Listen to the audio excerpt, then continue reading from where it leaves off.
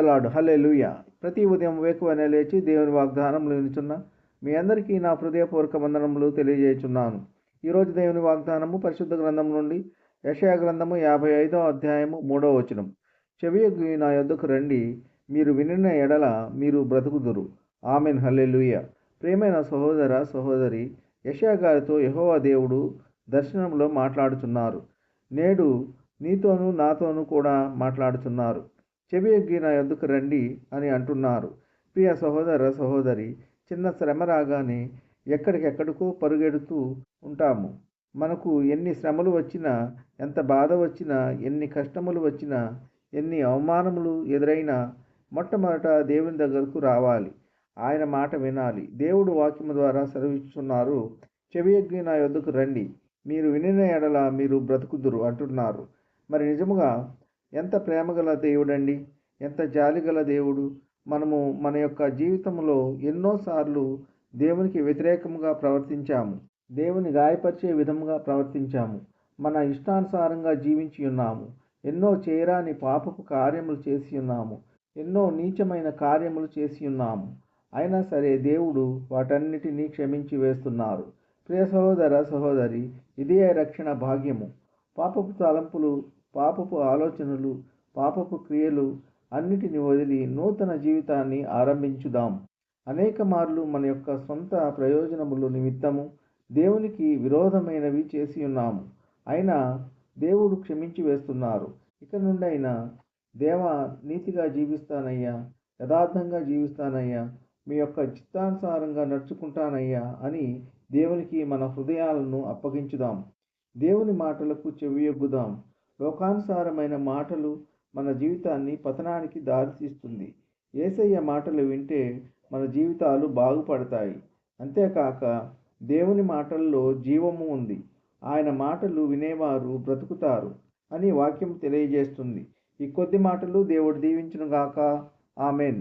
ప్రార్థన. కృపా సత్య సంపూర్ణుడా, మీ ఘనమైన ఉన్నతమైన నామమునకు వేలాది వందనాలు స్తుతులు చెల్లించున్నాము తండ్రి. మీరు గొప్ప దేవుడవు, శక్తివంతుడవు, సర్వాధికారివి. యేసయ్య, మీకు స్తోత్రములు. ఈ వేకువనే లేచి ఎందరైతే మీ వాక్యమును విని మిమ్మల్ని అంగీకరించి ఉన్నారో అటువంటి బిడ్డలందరినీ దీవించండి, ఆశీర్వదించండి. ఎందరైతే మీ వాక్యమును వినక మిమ్మల్ని అంగీకరించక ఉన్నారో అటువంటి బిడ్డలందరూ మీ యొక్క వాక్యమును విని మిమ్మల్ని అంగీకరించి మిమ్మల్ని స్తుతించి ఆరాధించే కృప దయచేయండి.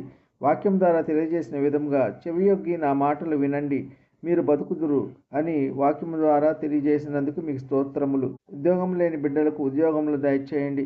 వివాహములు కాని బిడ్డలకు వివాహములు జరుగులాగున మీ కృప ఉంచండి. గర్భఫలం లేని బిడ్డలకు గర్భఫలం దయచేయండి. గర్భిణీ స్త్రీలకు సుఖమైన ప్రసవ దినాలు దయచేయండి. తల్లి బిడ్డ క్షేమంగా ఆరోగ్యంగా ఉండులాగున మీ కృప ఉంచండి. సొంత గృహం లేని బిడ్డలకు సొంత గృహం దయచేయండి. సొంత వాహనం లేని బిడ్డలకు సొంత వాహనం దయచేయండి. వ్యాధిగ్రస్తులను బాగు చేయండి, స్వస్థపరచండి. గాయపడిన వారి గాయములను స్వస్థపరచండి, బాగు చేయండి. శారీరక బలహీనతలతో బాధపడే వారి శరీరంలో ఎక్కడ ఎటువంటి బలహీనత ఉన్నా యేసు నామములో ఇప్పుడే వారి బలహీనతలన్నిటి నుండి విడుదల కలుగునుగాక. కన్నీటిలో ఉన్న బిడ్డల యొక్క కన్నీరు నాట్యముగా మారలాగున మీ కృప ఉంచండి. దుఃఖములో ఉన్న బిడ్డలను వాదార్చండి.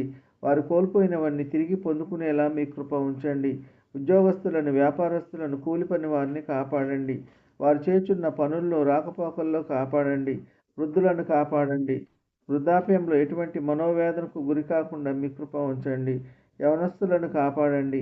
యవన కాలంలో ఎటువంటి చెడు వ్యసనములకు బానిసలు కాకుండా మిమ్మల్ని స్తుతించి ఆరాధించే కృప దయచేయండి.